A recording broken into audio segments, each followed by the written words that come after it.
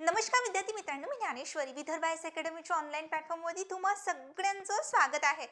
आजपासून तर सलग 3 पार्टमध्ये भाग 1, भाग 2, भाग 3 अशा तीनही पार्टमध्ये मागचे 5 वर्षामध्ये पेपर झालेले होते PYQ, सो त्याबद्दल डीप एक्सप्लेनेशन करणार आहोत. म्हणजे काय होणार, एक एक टॉपिकला आपण ॲनालिसिस करू. सगळ्यात पहिलं आपण डायरेक्शन चॅप्टर घेऊ, सीटिंग अरेंजमेंट घेऊ, नातेसंबंध घेऊ. असे जे पार्ट आहे तर मी तुम्हाला प्रत्येक 5 वर्षामध्ये जेवढे काही क्वेश्चन विचारलेले आहे, मग टॉपिकनुसार त्याच्यामध्ये आपण काय करणार आहोत, आजपासून सलग 3 पार्टपर्यंत त्याच्यामध्ये प्रॅक्टिस करणार आहोत. म्हणजे तुम्हाला येणाऱ्या पूर्वपरीक्षेमध्ये अपेक्षित म्हणजे एक टॉपिक घेतला, अभ्यास केलेला आहे, त्यामधले हे क्वेश्चन लागलेले आहे का, तुमच्या नजरेखालून गेलेले आहे का. जर तुम्ही प्रॅक्टिस केलेली असेल PYQची, वेल अँड गुड. पण तुम्हाला काय होणार, एक हेल्प होणार, एक सपोर्ट होणार की नाही, माझी रिव्हिजन चांगल्या प्रकारे होते. अशाच पॉईंट ऑफ व्ह्यू तुम्हाला क्वेश्चन म्हणजे येणार आहे. मागचं जे काही परीक्षेचे PYQ होते तशाच पॉईंट ऑफ व्ह्यू आता पण येणार एक्झामला. सो तुमची रिव्हिजनही होणार आणि सगळ्या गोष्टी वेल प्रॉपर तुमच्या होणार. सो चालू करूया आजच्या सेशनला. सो सगळ्यात पहिले एक तुम्हाला सांगायचं झालं, 10 गणिताचे येतात, 10 बुद्धिमत्ताचे येतात क्वेश्चन्स. सो या क्वेश्चनला टॅकल आउट कसं करायचं, फर्स्ट ऑफ ऑल ते घ्यायच्या आधी तुम्हाला एक सांगून देते की जर मला बुद्धिमत्ताचे 10 क्वेश्चन आलेले आहे, होऊ शकते 8 क्वेश्चन सोपे, 2 क्वेश्चन हार्ड. सो अशा प्रकारचा एक पेपर येऊ शकतो. तर 2 क्वेश्चन हार्ड नाही म्हणत मी, टाइम कन्झ्युमिंग म्हणते. Okay, time consuming. जर टाइम कन्झ्युमिंग क्वेश्चन आले तर त्याला थोडंसं साईड बाय करता आलं पाहिजे. म्हणजे मला त्याला शेवटीला सॉल्व करता आलं पाहिजे. पेपर 1च तासाचा आहे, म्हणून जो 2 क्वेश्चन आहे त्याच्याकडे जास्त फोकस न करता कसे मला 8 मार्क आधी घेता येणार, नंतर मला 2 मार्क कसे घेता येणार. सो या पॉईंट ऑफ व्ह्यूच आपण आज सगळं बघणार आहोत. मी तुम्हाला हे सुद्धा सांगेल की या क्वेश्चनला आपण शेवटीला सॉल्व करायला हवं होतं, कारण की ते काय होत आहे, टाइम कन्झ्युम होत आहे. सो अशा पॉईंट ऑफ व्ह्यू मी तुम्हाला सगळ्या गोष्टी आज एक्सप्लेन करणार आहे. जो आपला फर्स्ट टॉपिक आहे, सो पहिल्यांदा आपण डायरेक्शन म्हणजे मागील 5ही वर्षामध्ये डायरेक्शन चॅप्टरवरती तुम्हाला जे काही क्वेश्चन विचारलेले होते ते 5 वर्षामधले क्वेश्चन जे विचारले होते ते बघणार आहोत. सलग आपण डायरेक्शन चॅप्टर बघू. तर हा एक क्वेश्चन विचारला होता मागच्या वर्षीला. तर इथे काय म्हणताय, सान्वी पूर्वेकडे काही अंतर चालत जाते. आता नुसतं क्वेश्चनला ॲनालिसिस नाही करायचं, मला थोडंसं सांगण्यामध्ये वेळ होऊ शकतो, सो तेवढं तुम्ही कन्सिडर करा. ओके, तर आता फक्त मला इथे विचारलं काय आहे ते मला सगळ्यात पहिले ॲनालिसिस करायचं. क्वेश्चनला एकदम नुसतं पहिलेपासून वाचत नाही चालायचं. आता तिच्या डाव्या बाजूला कोणची दिशा निर्देशित करते. माझ्याकडे काही शॉर्ट ट्रिक्स आहे, माझ्याकडे काही मला सगळ्या प्रकारे मला एक डायरेक्शन चॅप्टर येतो. इथे शॉर्ट ट्रिक वापरायची की काय, कुठं, कसं वापरायचं, हा सेन्स ऑफ ह्युमर तुम्हाला ऑन द स्पॉट तुम्हाला कळलं पाहिजे. तर इथे मला विचारलेलं आहे ईशान्य, वायव्य, नैऋत्य, आग्नेय, म्हणजे अशा डायरेक्शन दिलेल्या आहे. म्हणजे मला साधी मेथड वापरावं लागेल. मी इथे शॉर्ट ट्रिक मी तुम्हाला सांगितली होती ती अप्लाय करून चालेल का, नाही, इथे मला साध्या मेथडनं जावं लागेल. ओके, चलो. सान्वी पूर्वेकडे काही अंतर चालत जाते. बरं, काही अंतर पूर्व साईडला चालत जाते, त्यानंतर तिच्या डाव्या बाजूला 90 अंशात वळते. मला सांगा, डाव्या बाजूला 90 अंशात वळते म्हणजे या पॉईंटपासून ती काय करते, सरळ चालत जाते म्हणते आणि 90 वर्षात डाव्या साईडला. मग काय करायचं, मला हे कळत नाही की डाव्या साईडला 90 अंश कसं वळायचं. या लाईनला एक्सटेंड केलं तर डावी साईड म्हणजे वरची, उजवी साईड म्हणजे खालची. मग डाव्या साईडला किती वळणार बेटा, मी 90 अंशामध्ये असा काटकोन काढून घेणार. ठीक आहे, तुम्हाला समजण्यासाठी. मग 90 अंशामध्ये वरत वळली, झालं. इथपासून इकडे डाव्या साईडला आली की नाही, आणि किती किलोमीटर चालत गेली, 50 मीटर चालते. बरं, हे जे डिस्टन्स आहे ते किती आहे, 50 मीटर. झालं. आता ती तिच्या उजव्या बाजूला 135 डिग्रीत वळते. आता या 135ला कसं दाखवणार, या पॉईंटला तर मी पोचले, याला सगळ्यात पहिले काय करेल मी, एक्सटेंड करेल. केलं. आता या पॉईंटला एक्सटेंड केल्यानंतर ही बाजू कोणची आहे, उजवी, ही बाजू कोणची आहे, डावी. आता उजव्या बाजूला म्हणजे बघा, माझ्या उजव्या बाजूला वळल्यावर किती वळायचं आहे मला, 135. आता या 135ला बायफरगेट करून देते मी. बघा, 90 अधिक 45, 90 अधिक 45 किती बनतील, 135. तर मला सांगा, सगळ्यात पहिले इथून उजव्या हातावरती इकडे 90 डिग्री वळली का मी, यस. आणखीन बघा, या पॉईंटपासून तर इकडे इथपर्यंत 45 डिग्रीमध्ये वळली का मी, यस. इथून तर इथपर्यंत 45, 90, 45 म्हणजे 135. म्हणजे या पॉईंटपासून तर इथपर्यंत 135 झालं का? यस. आणि 15 मीटर चालत जाते. बरं, किती मीटर चालत जाते म्हणते ती? 15 मीटर. म्हणजे या पॉईंटपासून तर या पॉईंटपर्यंत किती मीटर चालत जाते? 15 मीटर चालत जाते. बरं, आता इथे काय केलेलं आहे? इथे जाऊन ती काय करायचं आहे? थांबायचं आहे. आता ती तिच्या डाव्या बाजूला कोणती दिशा निर्देशित करते? आता मला सांगा, या पॉईंटची डाव्या बाजूची साईड, मला म्हणजे डावी साईड कोणची असणार? ही वाली असेल की नाही डावी साईड? मग ही वाली साईड कोणची आहे? तर मला सांगा, असा बाण कोणाचा दिसत आहे? ईशान्येचा. आता तुमचं एक म्हणणं असू शकते, मॅडम आग्नेय साईडच्या इथे तर पूर्व साईड पण आहे, पण पूर्व मला आन्सर ऑप्शनमध्ये दिलेला आहे का? नाही. सो सिम्पली बघायचं, हा पॉईंट कुठे आहे? याचा डाव्या बाजूला, म्हणजे ही डायरेक्शन कुठली येणार? ईशान्य. सो आन्सर ऑप्शन माझं फर्स्ट आलेलं असेल. सो अशा पॉईंट ऑफ व्ह्यू तुम्हाला सगळ्या गोष्टी सॉल्व करायच्या होत्या. ठीक आहे, म्हणजे कुठे कुठली मेथड वापरायची प्रॉपरली. ओके, चलो आपण बघूया नेक्स्ट क्वेश्चनला. 2022ला विचारलेला नव्हता, 2021ला विचारला होता. हे सगळे क्वेश्चन पूर्व परीक्षेचे आहे. ओके, मेन्स परीक्षेच्या नाही आहे. म्हणजे तुम्हाला कळेल की पूर्व परीक्षेलाच आपल्याला नेमकं काय विचारत आहे. आता या क्वेश्चनमध्ये मला नेमकं विचारलं काय आहे? आता त्याचं तोंड कोणत्या दिशेला आहे मला डायरेक्शन सांगितली. मी काय करेल? आता त्याचं तोंड आणि हे ऑप्शन बघा, पूर्व, आग्नेय, नैऋत्य, दक्षिण. बरं, इथे मला असं सारखं सारखं मला फक्त डायरेक्शन दिसत आहे. आणि डायरेक्शन दिसल्याच्या नंतर आणखीन एक लक्षात येत आहे की मला एक डिस्टन्स दिलेला आहे. बरं, मी डायरेक्टली काय करेल? इथे मी डायग्राम काढणार का? नाही. विदाऊट युझिंग काय करेल? मी डायग्राम युझिंग मी सॉल्व करेल. बघा, उत्तर नंतर हे पूर्ण डायरेक्शन अशा लिहायचे, उत्तर, पूर्व, दक्षिण, पश्चिम. ओके, उत्तर, दक्षिण, पूर्व आणि पश्चिम. सो अशा प्रकारे लिहून घ्यायच्या. हा चार्ट चुकवायचा नाही. उत्तर नंतर पूर्व झालं पाहिजे, पूर्व नंतर दक्षिण, दक्षिण नंतर पश्चिमच. या साईडनं 4 लिहिल्या, डायग्राम काढायची नाही. ओके, श्रीकांत मैदानात उत्तरेकडे तोंड करून उभा आहे. बरं, उत्तरेकडे म्हणजे इथे उभा आहे. तो उजव्याकडे वळतो, 30 मीटर प्रवास करतो. तो त्याच्या उजव्याकडे वळतो, म्हणजे उजवे म्हणजे इकडे 30 मीटर, पूर्वच्या खाली 30 मीटर लिहून घ्यायचं. नंतर तो डावीकडे वळतो, 20 किलोमीटर प्रवास करतो. याची डावी साईड म्हणजे कोण असणार? इथं 20 लिहिलं, झालं. पुन्हा तो उजव्याकडे वळतो आणि 40 किलोमीटर प्रवास करतो. बघा, आता तो पुन्हा उजव्याकडे वळला आणि किती किलोमीटर प्रवास केला त्याने? 40, झालं.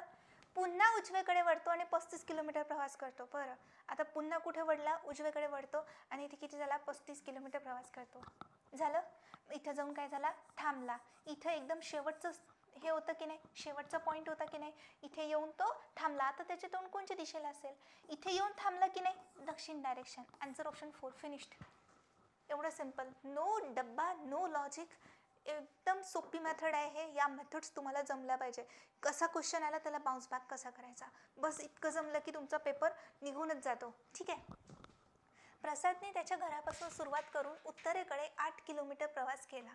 बरं, त्याच्या घरापासून सुरुवात करून उत्तरेकडे 8 किलोमीटर. आता 1 मिनटं, सगळ्यात पहिले आता हा क्वेश्चन बघायचा.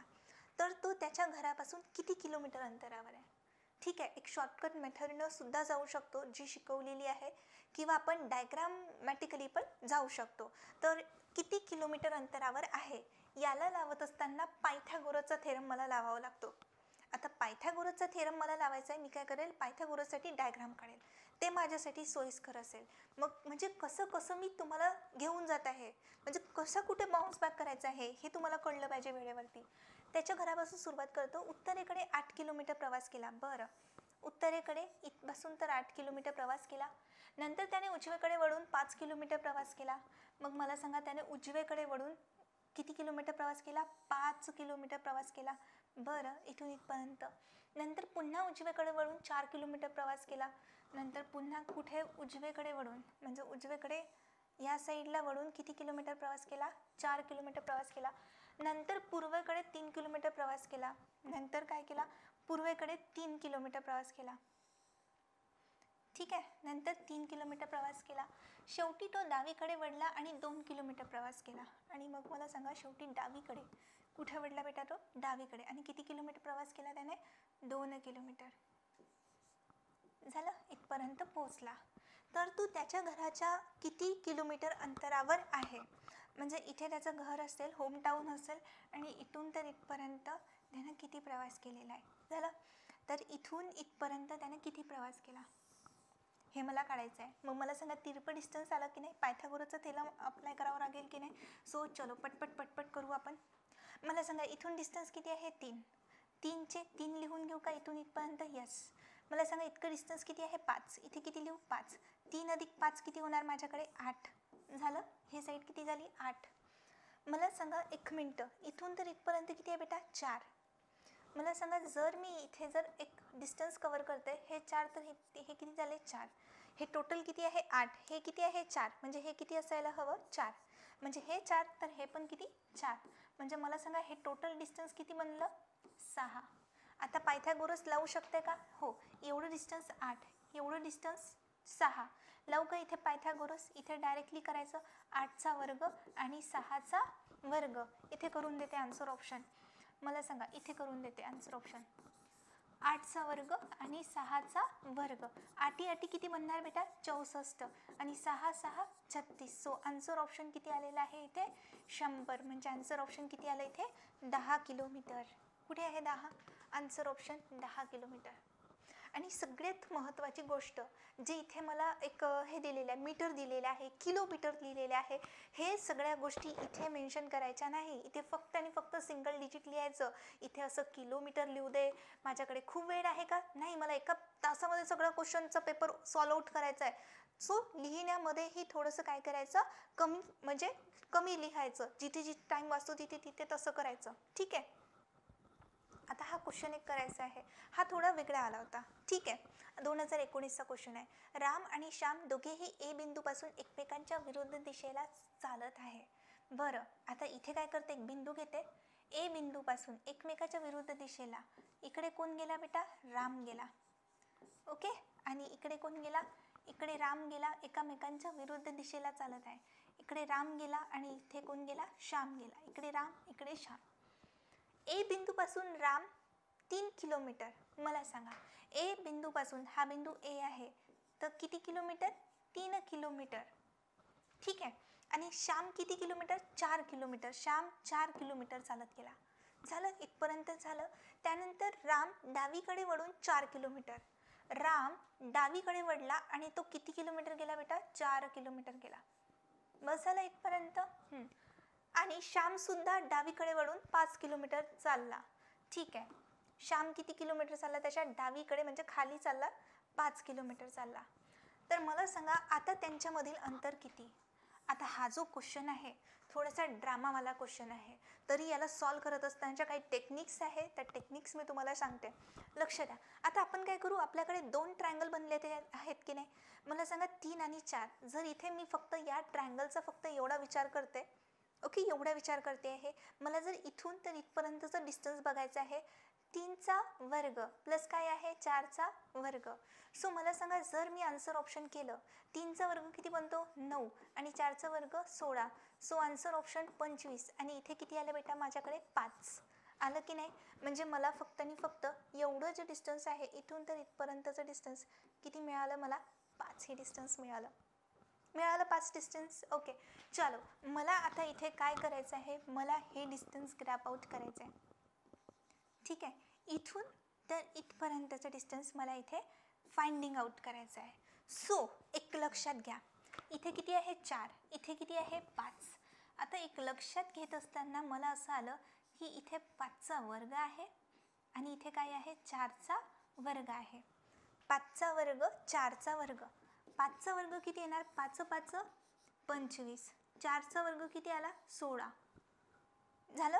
अशा प्रकारे तुम्हाला सगळ्या गोष्टी करायच्या आहे. करूया आपण. इथे 25 आहे आणि 16. तर आता एक लक्षात घ्या याच्यामध्ये जेव्हा आपण सॉल्व आउट करतो तर याच्यामध्ये आन्सर ऑप्शन आलं माझ्याकडे 41. ओके. सो 41 25 आणि तर माझ्याकडे 41 आलं. जर माझ्याकडे √36 असतील तर माझ्याकडे आन्सर ऑप्शन किती येते बेटा 6. जर माझ्याकडे √मध्ये 7 7 49 म्हणजे मला किती भेटते 7. पण मला सांगा इथे जेव्हा मला आन्सर ऑप्शन आलं तेव्हा किती आलं माझ्याकडे 41. म्हणजे मला सांगा याच्यामध्ये 6 आणि 7च्या मधातली संख्या म्हणजे याचं आन्सर ऑप्शन असेल की नाही. या दोघांच्या मधातली संख्या म्हणजे 6 समथिंग समथिंग हे माझं आन्सर ऑप्शन असायला पाहिजे. म्हणजे याचं एक्झॅक्टली आन्सर ऑप्शन किती आलं माझं 6 पॉईंट समथिंग समथिंग. मग समथिंग समथिंग काढण्यात काही सेन्स आहे का? नाही, काहीच काढण्यामध्ये हे नाही आहे. पण मला एवढं कळलं की याचं जे उत्तर आहे एवढं ते किती आहे 6 पॉईंट काहीतरी आहे. सो मला सांगा, हे मला टोटल डिस्टन्स काढायचं आहे. इथून इथपर्यंत डिस्टन्स किती आहे 5. इथून इथपर्यंत 5. इथून इथपर्यंतचं डिस्टन्स किती आहे 6 पॉईंट समथिंग समथिंग. सो हे सगळं मला आता कॅल्क्युलेट करणं आहे. मग मला सांगा किती होणार 11 पॉईंट समथिंग समथिंग. आता हे मला काढण्यामध्ये काही इंटरेस्ट असायला पाहिजे का? नाही, कारण की इथे मला दिलेलं आहे 11.40 मीटर. सो आन्सर ऑप्शन 4च असायला पाहिजे. ओके, सो या टाईपनं तुम्हाला टॅकल आउट करायचं आहे त्या स्टेजला जाऊन. ओके, ते पॉईंटमध्ये किती येणार एवढं जास्त विचार करायचा आहे का? नाही, की मला तिथे दिलेलं आहे ना 11 पॉईंट काहीतरी, म्हणजे आला आन्सर ऑप्शन. आय होप तुम्हाला सगळ्या गोष्टी क्लिअर झालेल्या आहे. तर अशा प्रकारे जे काही क्वेश्चन आलेले होते तुम्हाला मी सगळं एक्सप्लेन केले. मागच्या 5 वर्षामध्ये आपल्याला 4 क्वेश्चन विचारलेले आहे डायरेक्शन चॅप्टरवरती. तर तुम्हाला कुठलं आलं, कशा पॅटर्नचं आलं, सोपी वेमध्ये आलेत का? नाही, थोडंसं हार्ड लेवलमध्येच आले. पूर्वपरीक्षा होती, नाहीतर फक्त सोपी करायचं, कठीणकडे लक्ष नाही द्यायचं, असं नाही झालं पाहिजे. सगळ्या गोष्टी नीट अभ्यास करून जायचं. ओके, त्याच पॉईंट ऑफ व्ह्यू तुम्हाला मी आज सगळं करून घेते आहे. आता हा मला क्वेश्चन विचारला, आता आपण काय करू, एक रोज सिटिंग अरेंजमेंटचा आपण क्वेश्चनला स्टार्टअप करू. तिथे कशा प्रकारे टॅकल आउट करायचं हा क्वेश्चन बघा. आता क्वेश्चनला जेव्हा मी बघितलं तेव्हा मला विचारलं की जीच्या उजवीकडे कोण बसला आहे. बरं, जी इथे बसलेला आहे त्याच्या उजवीकडे कोण बसलेला आहे. आता हा जेव्हा क्वेश्चन बघितला तेव्हा नुसतं काही सॉल्व करण्याच्या मागे लागायचं नाही, टेक्निक्स बघायच्या. ठीक आहे, सोपी येतात क्वेश्चन. तर जीच्या अकॉर्डिंग कुठे सेंटेन्स आहे. जी इथे बसलाय. बरं, आता पहिल्यांदा हे सेंटेन्स वाचतंय. ABCDEF जी एका भिंतीवर बसलेली आहे, त्यांचे तोंड पूर्वेकडे आहे. आता हे मला इम्पॉर्टंट नाही आहे. जी हा ई आणि एफच्या मधात बसलेला आहे. बरं, हा जो जी आहे ना तो कोणाच्या मध्ये बसलेला आहे, ई आणि एफच्या मध्ये बसलेला आहे. एक कंडिशन अशी असू शकते किंवा जी हा एफ आणि ईच्या मध्ये बसलेला आहे, एक कंडिशन अशी असू शकते. मग मला सांगा, जर मला असं कंडिशन आहे, 2 कंडिशन, तर जीच्या उजवीकडे एकतर एफ बसेल नाहीतर ई बसेल. मला सांगा एफ नाहीतर ई माझा आन्सर ऑप्शन असेल. ACD फक्त आणि फक्त एफ दिलेला आहे. ई दिलेला आहे का? नाही. म्हणजे जीच्या उजवीकडे कोण बसलं, एफ. फिनिश्ड. एवढं सिम्पली तुम्हाला सॉल्व करायचं आहे पेपरमध्ये जाऊन. ठीक आहे, याला बघू आपण. आता याच्यामध्ये मला खालीलपैकी कोणते विधाने बरोबर आहे. आता 3 विधानं मला फाइंडिंग आउट करायचं आहे. विधाने दिलेलं आहे म्हणजे पूर्ण डायग्राम मला बनवणं नीड आहे इथे. नाही तर एक क्वेश्चन विचारला असतं तर मी लावू शकली असती, प्रेडिक्शन पॉईंट ऑफ व्ह्यू करू शकली असती. पण इथे मला अख्खे 3 विचारले, मला पूर्ण करणे अनिवार्य आहे. बघूया. बघा, 2023ला विचारला, 2022ला हे विचारलेलं आहे. आंब्याचे झाड पेरू आणि लिंबाच्या झाडाच्या मध्ये आहे. मला सांगा इथे काय दिलेले आहे. हे जे आंब्याचं झाड आहे, ते कोणाकोणाच्या मध्ये बसलेलं आहे, पेरू आणि लिंबूच्या झाडाच्या मध्ये बसलेलं आहे. आंब्याचं झाड पेरूच्या मध्ये बसलेलं आहे आणि लिंबूच्या मध्ये बसलेलं आहे. ठीक आहे, अशा प्रकारे बसलेलं आहे. पपईचे झाड लिंबूच्या झाडाजवळ आहे.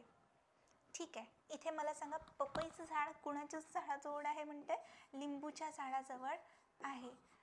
पण आंब्याच्या व पेरूच्या झाडाजवळ नाही, आंब्याच्या आणि पेरूच्या झाडाजवळ नाही आहे. कोणाचं झाड, पपईचं. बरं, पपईच्या उजवीकडे नारळाचे झाड आहे. पपईच्या उजव्या साईडला नारळाचं झाड आहे. कोणाचं झाड आहे बेटा, नारळाचं झाड आहे. पण पेरूच्या झाडाच्या डावीकडे कोणतेच झाड नाही आहे, इथे कुठलंच झाड नाही आहे. बरं, इथपर्यंत माहिती मला दिलेली आहे. लिंबूचे झाड पपई आणि आंब्याच्या झाडाच्या मध्ये आहे. आता मला सांगा, लिंबूचे झाड आंब्याच्या आणि पपईच्या झाडाच्या मध्ये आहे का दोघांच्या? Yes, right. पपईचे झाड नारळ आणि लिंबूच्या झाडाच्या मध्ये आहे. पपईचे झाड नारळ आणि लिंबूच्या झाडाच्या मध्ये आहे. यस, राईट आहे. पपईचे झाड नारळाच्या झाडाजवळ आहे. बरोबर आहे, नारळाच्या झाडाच्या शेजारीच बसलेला आहे. म्हणजे आन्सर ऑप्शन 3ही काय आहे, बरोबर आहे. म्हणजे उत्तर विधान 1, 2, 3 तीनही माझे काय आहे, बरोबर आहे. आय होप तुम्हाला सगळ्या गोष्टी क्लिअर झाल्या आणि याबद्दल तुम्हाला सगळ्या गोष्टी समजूनही गेलेल्या आहे. चला बघूया आपण हे 2022 हे आहे. तर एका ओळीमध्ये हे सगळे लोक उभे आहेत म्हणते. बरं, ABCDEF झालं. तर एक मिनिट लक्ष द्या. तुम्हाला एक sense point of view answer predict कसं करायचं, ठीक आहे. तर त्या गोष्टी मी तुम्हाला शिकवते. तर हळू करते आणि तुम्ही या क्वेश्चनला रिपीट बघायचं. एका याच्यामध्ये नाही समजणार तुम्हाला, ठीक आहे. हा क्वेश्चन F हा कोणत्या जोडीच्या मध्ये उभा आहे, मी तुम्हाला समजून सांगते. एलिमिनेशन टेक्निक्स कशा यूज करायच्या. F हा कोणत्या जोडीच्या मध्ये उभा आहे. आता मला सांगा F हा कोणत्या जोडीच्या, म्हणजे या साईडला आणि या साईडला Fच्या कोण बसलेला आहे हे मला ॲक्च्युअलमध्ये फाइंडिंग आउट करायचं आहे. बरं, एका ओळीमध्ये बसलेले आहे. B हा F आणि Dच्या मध्ये उभा आहे. आता बघा, हा जो B आहे F आणि Dच्या मध्ये उभा आहे, हा सेंटरला आहे. म्हणजे मला सांगा B कोणाच्या मधात बसला, F आणि Dच्या. झालं, F आणि Dच्या मध्ये बसलेला आहे. ओके, कोण, B. हळू सांगते मी कारण की डिरेक्टली कट होतात बेटा. जर मला सांगा B हा F आणि Dच्या मध्ये बसलेला आहे, तर मग मला सांगा याच्या बाजूला B आणि याच्या बाजूला D येणं पॉसिबल आहे का. Is it possible. कारण की B कुठे बसलेला आहे, सेंटरला. कोणाच्या सेंटरला, F आणि Dच्या सेंटरला. मग मला सांगा याच्यामध्ये ही कंडिशन असताना B F D अशी पॉसिबल आहे का, नाही. मग मला सांगा F हा कोणत्या जोडीच्या मध्ये बसलेला आहे, B आणि Dच्या मध्ये बसणं पॉसिबल आहे का, नाही. Cut, finish directly. झालं. अशा प्रकारे तुम्हाला कळलं पाहिजे की क्वेश्चन एलिमिनेशन टेक्निक कशा अप्लाय केल्यात मी. आता एक लक्षात घ्या. आता F हा कोणाच्या बाजूला B हा कोणाच्या बाजूला बसलाय, Fच्या. म्हणजे मला सांगा Fच्या शेजारी कोण असायला पाहिजे, B. म्हणजे एकतर B इकडून येणार, नाही तर इकडून येणार, ठीक आहे. पण याच्या दोघांची शेजारी आहे. हे दोघं जण कोण आहे बेटा, शेजारी आहे. मग यांना काय घेतलं मी, शेजारी. म्हणजे F हा B आणि कोणीतरीच्या मध्ये बसणार आहे. इथपर्यंत आलं. फर्स्ट एलिमिनेशन झालं विथ 1 याच्यावरनं. असेच क्वेश्चन तुम्हाला येणार आहे की 1 मिनिटामध्ये काही सेकंदामध्ये उडवलं पाहिजे क्वेश्चन. फक्त तुम्हाला समजलं पाहिजे की कसं करायचं आहे. E हा A आणि Cच्या मध्ये उभा आहे. मला सांगा 1 मिनिटं, इथे बघा, E हा A आणि Cच्या मध्ये उभा आहे. मग मला सांगा जर हा E A आणि Cच्या मध्ये बसलेला असेल तर मग मला सांगा हा इथे Fच्या बाजूला इथं जाऊन इथे बसू शकतो का, E नाही बसू शकत. कारण की हा E कोणाच्या मध्ये आहे, A आणि Cच्या मध्ये ब्लॉक झालेला आहे. हा या दोघांच्या मध्ये ब्लॉक झालेला आहे. मग इथचा उठून हा इथे येऊ शकतो का Fच्या बाजूला बसायला, नाही येऊ शकत नाही. कारण की हा सेंटरला बसलेला आहे. म्हणजे इथे E येऊ शकते का, नाही. कॅन्सल. आलं, कळलं तुम्हाला मी कसं सांगत आहे तुम्हाला. A हा F किंवा Dच्या लगेच पुढे नाही आहे. मला सांगा कोणाच्या पुढे नाही आहे, A हा F किंवा Dच्या लगेच पुढे नाही आहे. म्हणजे Fच्या पुढे कोण नाही आहे बेटा, A नाही आहे. म्हणजे Fच्या पुढे इथे कोण बसत नाही, A बसत नाही. मग A असू शकते का, नाही. एकच उरला आन्सर ऑप्शन 4, फिनिश्ड. म्हणजे B आणि Cच्या मध्ये कोण बसणार, F बसणार. जर एकदम मी फास्टली केलं तर काही विदिन सेकंड्समध्ये होतात. 15 ते 20 सेकंदमध्ये क्वेश्चनचं बघितल्या फक्त ॲनालिसिस करून होतं. हे मी तुम्हाला समजून सांगितलं. ह्या मेथड्स मी तुम्हाला समजून सांगत आहे की वाचल्याबरोबर कळलं पाहिजे की उत्तर काय असणार. ओके, सो या मेथड होत्या तुम्हाला समजून सांगितल्या की आपल्याला डोक्यानं काम घ्यायचं आहे तिथे गेल्यावरती. ओके, नुसतं सॉल्व करत बसायचं नाही. आता हा क्वेश्चन आहे, हे पण मी तुम्हाला सांगते की तिथे काय कसं करायचं आहे. हा क्वेश्चन 2020 मध्ये पडलेला आहे. तर याला जर मी सॉल्व करते म्हटलं, ओके, मी तुमचा विचार नाही करत आहे, मी मला स्वतःबद्दल सांगते. जर मी स्वतः सॉल्व करते म्हटलं तर 2 मिनटं ॲटलिस्ट लागतील मला सॉल्व करायला. ओके, एका हुशार विद्यार्थ्याला सुद्धा 2 मिनटं प्लसच लागेल या क्वेश्चनला सॉल्व करायला. कारण की यामध्ये आपल्याला भरपूर काही गोष्टी दिलेल्या आहे. बघा याच्यामध्ये आपल्याला 10 व्यक्ती दिलेले आहे. 10 व्यक्ती म्हणजे मला ड्रॉ तर करावंच लागेल की नाही, कोण कुठे बसलेलं आहे. 5 व्यक्ती इकडे बघत आहे, 5 व्यक्ती इथे बघत आहे. त्यानंतर त्यांची सिटिंग अरेंजमेंट आणि सिटिंग अरेंजमेंटच्या वरती तेवढं झाल्यावरती त्यांची अदलाबदल करून दिलेलं. मग अशा क्वेश्चनला टेकन ॲज अ ग्रँटेड घ्यायचं नाही. मला माहिती आहे तुम्ही फार हुशार आहे, तुम्हाला सगळ्यांना क्वेश्चन सॉल्व्ह करता येते, भरपूर प्रॅक्टिस केलेली आहे, पण तिथे जाऊन याला हात लावायचा नाही. 1 मार्कासाठी पूर्ण 9 क्वेश्चन गमवायचे नाही. ठीक आहे बेटा, ह्या क्वेश्चनला नाही करायचं तिथं गेल्यावर सॉल्व्ह, कारण की 2 मिनटं अफोर्ड नाही करू शकत. 60 मिनिटातले 2 मिनटं जर मी तिथे देऊन देणार तर बाकीच्या 58च मिनिट राहणार. बाकीचे 99 क्वेश्चन मला सॉल्व्ह करायचे आहे. So be focused.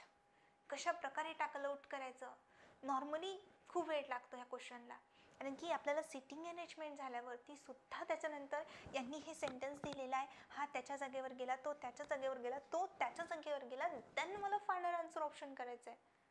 Okay, so bounce back केलं होतं याने क्वेश्चनले. सो अशा टाईपचा क्वेश्चनला सॉल्व्ह करायचं, थोडंसं टाळायचं. समजलं पाहिजे की तिथे गेल्यावर मला नको करायला हा क्वेश्चन. ठीक आहे, चलो प्रत्येक क्वेश्चन घेणार आहोत. 5 वर्षामागचे जेवढे काही पेपर आहे सगळे क्वेश्चन लावून घेणार आहे. फक्त आपण टॉपिक वाईज त्याला ॲनालिसिस करू की आपण टॉपिकला छान अभ्यास केलेला आहे, त्यामागचं काय काय लॉजिकमध्ये काय काय क्वेश्चन मला विचारत आहे ते सगळे कव्हरअप झाले पाहिजे. म्हणून या पॉईंट ऑफ व्ह्यू टॉपिकवरून आपण ते ॲनालिसिस करतो आहे. ओके, चलो एक पण क्वेश्चन नाही सोडणार आहे, डोंट वरी. PQRSTUVW हे मध्याकडे तोंड करून वर्तुळाकार बसलेले आहे. बरं, हे किती लोक आहे टोटली? 8 लोक आहे. असं सेंटरकडे बघत आहे. किती आहे बेटा? हे 8 लोक आहे.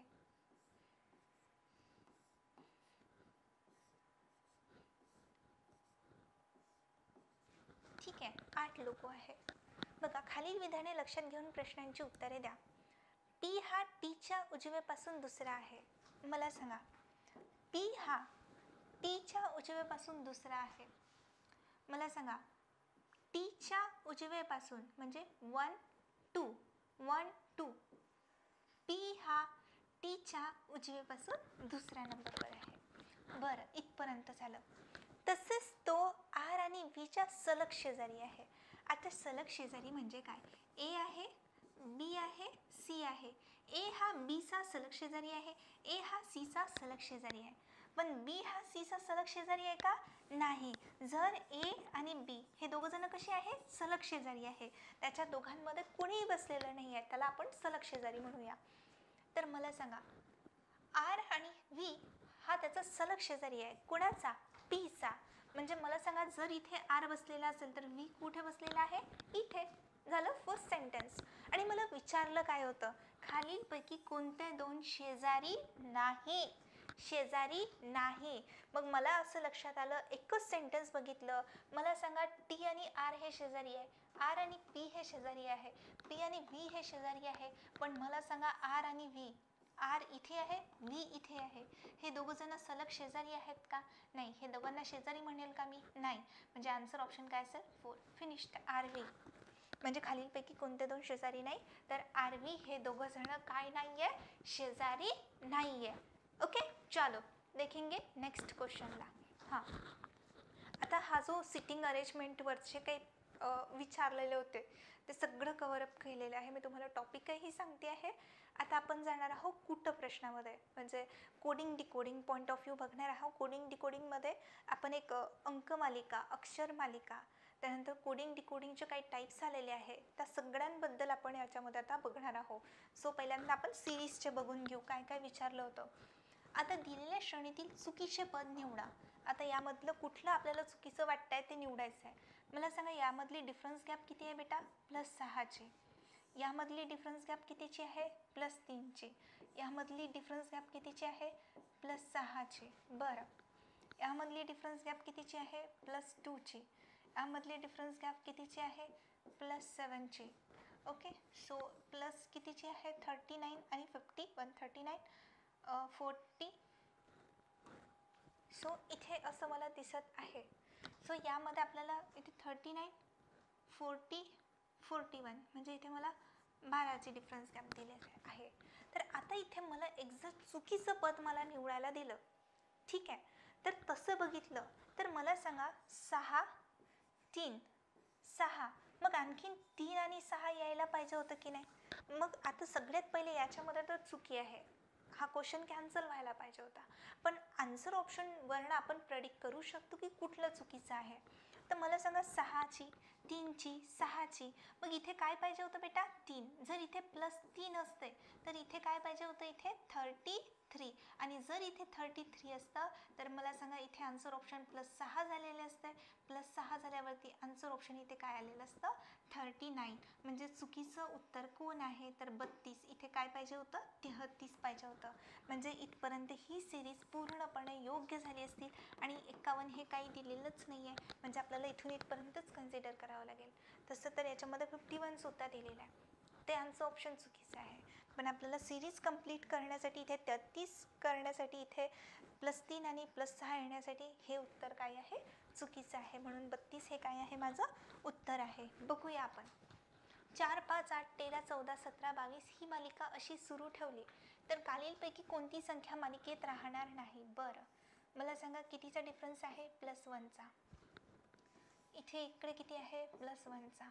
बरं, इथे कितीचं वाढत चालतो आहे, +3 वाढत जातोय. इथे बघ कितीचं वाढत जातोय, +5 वाढत जातोय. येत आहे की नाही. आता इथे बघ 1 3 5, इथे काय आहे, 1 आहे. इथे बघ 1 आहे, इथे किती आहे, +3 आहे. 1 आहे 3 आहे. आता याच्यामध्ये पण किती होत आहे बेटा, +5 होत आहे. येत आहेत की नाही. 1 3 5 1 3 5 झालं. इथपर्यंत आलो आपण. 1 3 5 1 3 5. याच्यानंतर इथून इकडे काय जाणार आहे, +1. जर +1 केलं तर इथं किती येणार, 23. ओके, +1. त्याच्यानंतर किती येणार, प्लस किती येणार, +1 प्लस किती येणार बेटा, 3. जर +3 जर केले तर मला इथे येणार 26. आणि 26 नंतर इथे किती येणार, +5. 1 3 5. जर इथे +5 झाले सो 26 + 5, सो आन्सर ऑप्शन किती येणार इथे, 31. ओके, सो इथे आन्सर ऑप्शन 31 यायला पाहिजे.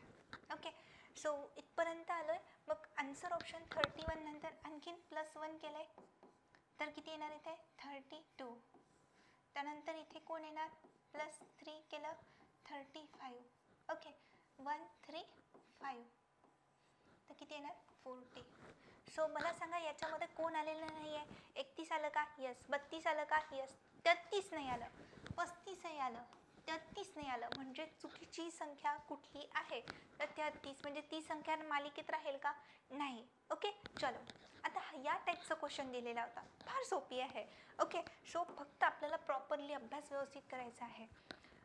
अनआयडेंटिफाईड या शब्दाची सर्व अक्षरे वर्णमालिकेनुसार लावली असेल तर किती अक्षरांची स्थिती अपरावर्तित राहील. म्हणजे अक्षर मालिकेनुसार, म्हणजे अकॉर्डिंग टू ABCDचा फॉर्मॅट आपल्याला लावायचं आहे. बघा याच्यामध्ये काय आहे, ABCD, A B आहे का, नाही, C D E. Okay, D D D D येणार. आणखी नाही का कोणी D, यस, हा पण D आलेला आहे, ABCD. त्याच्यानंतर E E आहे का, yes, E. Again E, 2E.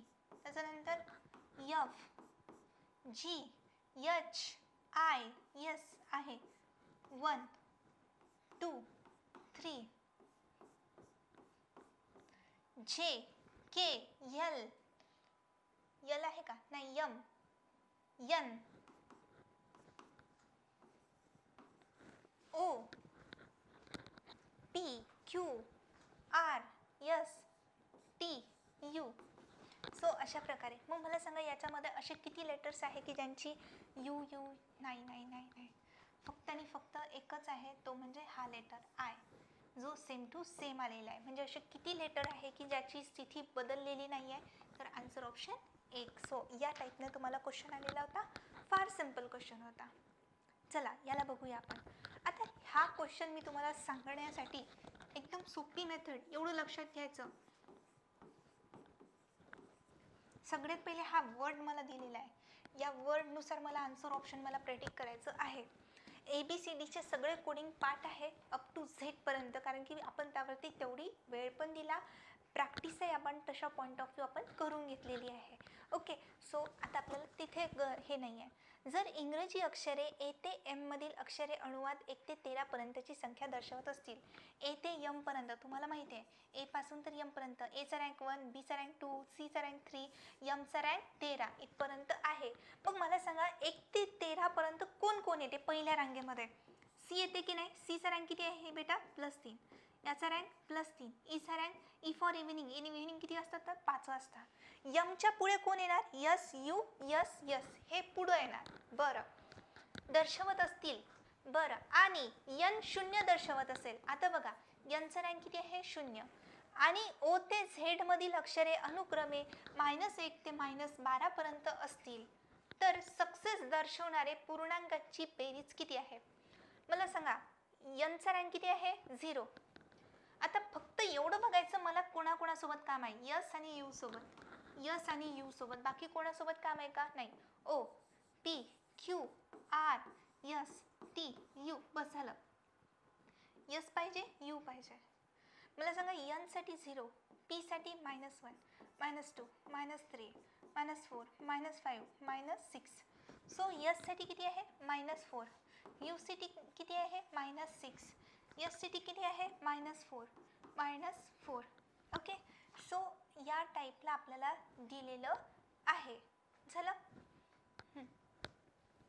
Yes, -1, -2, 3, -4, -5, -6. आलं इथपर्यंत आलं आपण. बरं, आता इथपर्यंत आल्याच्या नंतर आन्सर ऑप्शन करायचं आहे.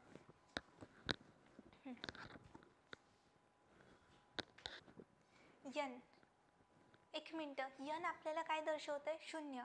आणि ओ ते झेड मधील अक्षरे, यनचा रँक किती दर्शवत आहे आपल्याला? 0. तर इथे थोडंसं मी गडबड केली होती, सो सॉरी बेटा. इथे फक्त ओ साठी -1, पी साठी -2, -3, -4, -5, -6, -7 याच्यासाठी 0 होता, आणि ओ हा ओ होता. ओ साठी -1, पी साठी -2. सो याच्यामध्ये पण सुद्धा यस साठी इथे -5 आलेला असेल, इथे पण -5, इथे पण -5, आणि यू साठी आपल्याला -7 आलेलं असेल. बरं, आता बरोबर झाले. +5 -5 कॅन्सल झालं. -5 -5 किती बनतील बेटा? -17. +3 +3 किती बनतील? +6.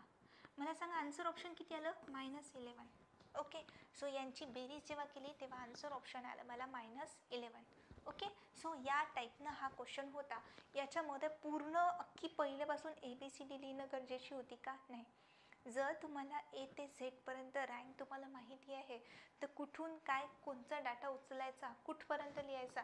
मी इथे पण पूर्ण कॅरी ओव्हर केलं का झेडपर्यंत? नाही. मला एवढं समजलं पाहिजे की मला कुठपर्यंत मला जायचं आहे, किती मला लिहायचं आहे. ओके, या गोष्टी जर समजल्या तुम्हाला थोडंसं सोपं होऊन जाणार. बाकीच्यांच्यापेक्षा तुम्ही फास्ट सॉल्व करू शकणार क्वेश्चनला. बघूया आपण रेड, ब्ल्यू, व्हाईट. आता बघा, रेड दिले आहेत की नाही? आरचा रँक किती आहे बेटा?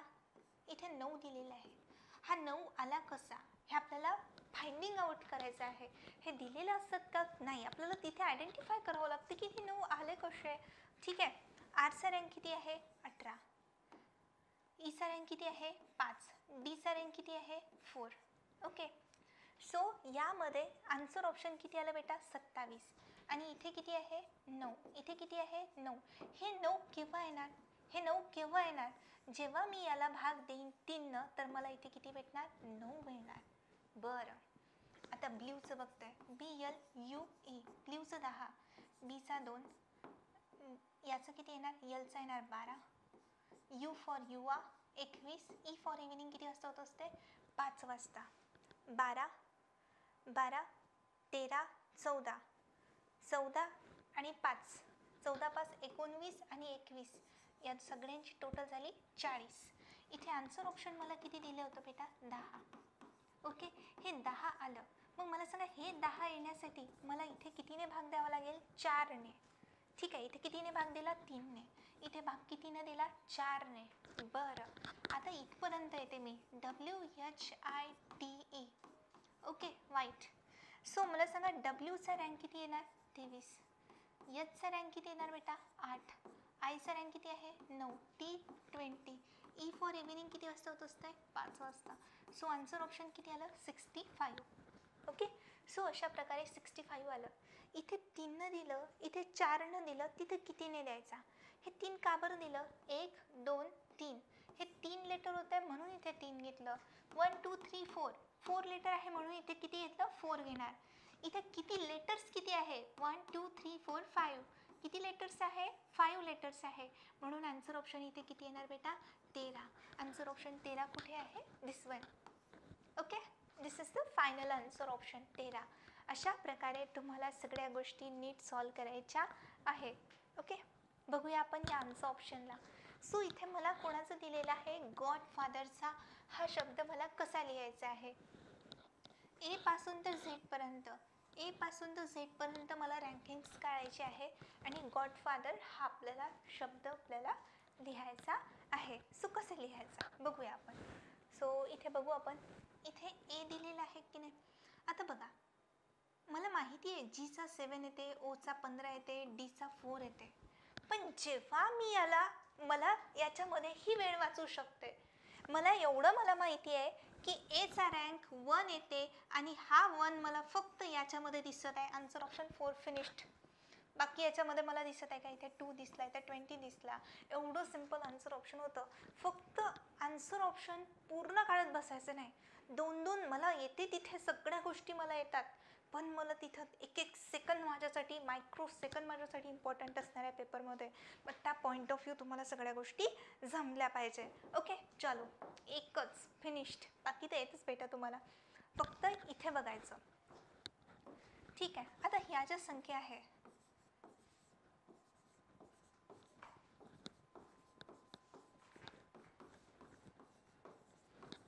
आता ह्या ज्या संख्या दिसत आहेत त्या मला जवळपास क्यूब दिसत आहेत की नाही. मला क्यूब दिसत आहेत की नाही. बघा हा कोणाचा क्यूब आहे, हे 7चा क्यूब आहे. झालं, 7चा क्यूब आहे. त्याच्यानंतर हा कोणाचा क्यूब आहे 4चा क्यूब आहे. हा कोणाचा क्यूब आहे बेटा 15चा क्यूब आहे.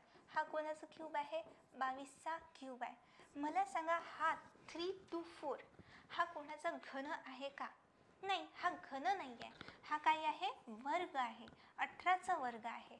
मग मला सांगा बाकी सगळेजण काय आहे मला क्यूब आहे, पण हा एकटा काय आहे घन असल्यामुळं विसंगत संख्या मला सांगितली. तर 3 to 4च ही संख्या काय आहे विसंगत संख्या आहे, कारण की ही काय असणार आहे त्याचा वर्ग. म्हणून आय होप क्लिअर झालं आहे. आता बघा, आता हे सगळे जे होतं आहे कोडिंग डिकोडिंग वरती, म्हणजे एक अंक मालिका, अक्षर मालिका, त्याचं मिक्स मॅच कॉम्बिनेशन, या 5 वर्षामध्ये कसा ट्रेंड काय होता पूर्व परीक्षेला, काठिण्य पातळी काय होते, सगळे क्वेश्चन मी असे कलेक्ट केले होते आणि याच्यामध्ये टाकलेले होते. आता आपण बघूया, हे 2 क्वेश्चन आले होते मागच्या याच्यामध्ये की एक वर्गीकरण. ओके, सो सिलॉगच्या डायग्राम नाही आहे, या वर्गीकरणाच्या डायग्राम आहे. सो बघूया आपण काय करायचं आहे. वेन आकृती 3 शब्दांचे पर्याय दिलेले आहे आणि कुठली वेन आकृती अचूकपणा दर्शवते. आता तुम्हाला समजलं पाहिजे प्रत्येक गोष्टी. ठीक आहे, तर याच्यामध्ये आन्सर ऑप्शन 3 येणार, फुलं सुवासिक पांढरा. आता मला सांगा, हे जर मी याला जर फूल म्हटलं, ओके फूल म्हटलं, तर हे फूल सुवासिक पण आहे. हे बघा, यामधले काही फुलांचा स्मेल येतो की नाही सुवासिक, आणि काही फुलं कशी आहे बेटा पांढऱ्या रंगाचं पण आहे. ओके, काही फुलं काय आहे पांढऱ्या रंगाचं आहे. म्हणून याच्यासाठी आन्सर ऑप्शन येताना मोस्ट राईट आन्सर ऑप्शन काय येणार 3रं. सो या वेन डायग्राम तुम्हाला प्रॉपरली जमला पाहिजे. ओके चलो, दिलेल्या शब्दाचे संच कोणत्या वेन आकृती दाखवता येतील. बरं, आता मला सांगा शिक्षक, लेखक, विवाहित व्यक्ती. आता मला सांगा एक शिक्षक हा लेखक असू शकत नाहीत का. त्याने एखादं पुस्तक लिहिलेलं आहे. सपोज मी शिक्षक आहे आणि मी माझं स्वतःचं ऑथर एक लेखन काम करू शकत नाही का. मी स्वतःचं बुद्धिमत्ताचं पुस्तक काढू शकत नाही का. हो काढू शकते. मग काही शिक्षक हे लेखक सुद्धा असू शकत नाहीत का. हो बिलकुल असू शकते. ओके, लेखक. आता विवाहित व्यक्ती म्हटलं, आता सपोज बघा मी शिक्षक आहे, मी पुस्तक सुद्धा काढू शकते. ओके, म्हणजे मी लेखक पण असेल. आणि जर माझं लग्न झालं, काही दिवसांनी माझं लग्न झालं, मग मी एक विवाहित व्यक्ती सुद्धा आहे की नाही. म्हणजे एक शिक्षक लेखक पण असू शकतो आणि विवाहित व्यक्ती सुद्धा असू शकतो. म्हणजे या पॉइंटचं मिनिंग काय झालं, विवाहित व्यक्ती असं सुद्धा व्यक्ती. ठीक आहे. म्हणजे या सर्कलला म्हणू शकतो की नाही, म्हणू शकतो आपण. आता मला सांगा फक्त आणि फक्त याचा अर्थ काय झाला, या शिक्षक आणि विवाहित व्यक्ती एवढाही असू शकतो. हे पण शिक्षक एक लेखकच असू शकतो, लेखक हा विवाहित व्यक्तीच असू शकतो. सो यामध्ये डायग्राम जी येणार आहे ती कशी येणार आहे, सो या टाईपनं तुम्हाला डायग्राम येणार आहे. सो आज आपण भरपूर टॉपिक्स म्हणजे जवळपास 3 ते 4 टॉपिक आपण कव्हर करण्याचा प्रयत्न केला मागील 5 वर्षाच्या पेपरमधले. येणाऱ्या व्हिडिओजमध्ये मी तुम्हाला पुढचं जे टॉपिक राहिलेले आहे ते टॉपिक तुम्हाला कव्हर करणार आहे आणि 5 वर्षाचे पूर्ण पेपर एक सलग तुमची रिव्हिजन पण होऊन जाणार आणि सगळ्या गोष्टी तुम्हाला कळायला लागेल की नाही ह्या 5 वर्षामध्ये या टॉपिकवरती अशा प्रकारे विचारलं आहे, एकही क्वेश्चन सोडणार नाही आहो. So don't worry about that. छान रिव्हिजन पण होणार आणि तुम्हाला समजेल सुद्धा. ओके. सो बघूया आपण. एक तुम्हाला सांगायचं झालं तर ही आपली एक सखोल विश्लेषणची PYQ बॅच आहे, ज्यामध्ये सगळ्या विषयांचं म्हणजे अगदी प्रिलिमपासून तर मेन्सपर्यंत मागच्या पूर्ण 2018 पासनं सगळे पेपर एक्सप्लेन केलेले आहे आपलं पूर्ण विदर्भ बॅचच्या फॅकल्टीने. सो तुम्हाला जॉईन करायची असेल तर वेल अँड गुड, खूप छान बॅच आहे ही. ओके, चलो. So thank you guys. भेटूया आपण भाग 2 मध्ये.